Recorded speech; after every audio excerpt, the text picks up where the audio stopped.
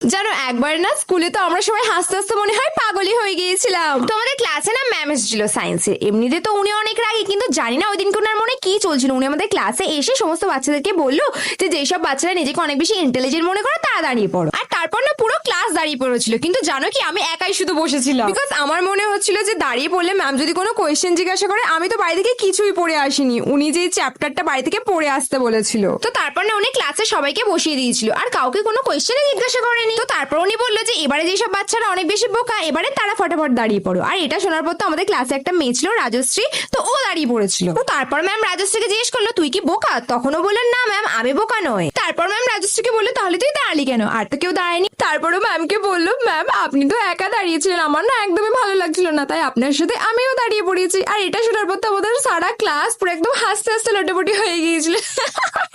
By the way তোমরা আমাকে কমেন্টে বলো যে তোমাদের স্কুলে সায়েন্সের টিচারের নাম কি?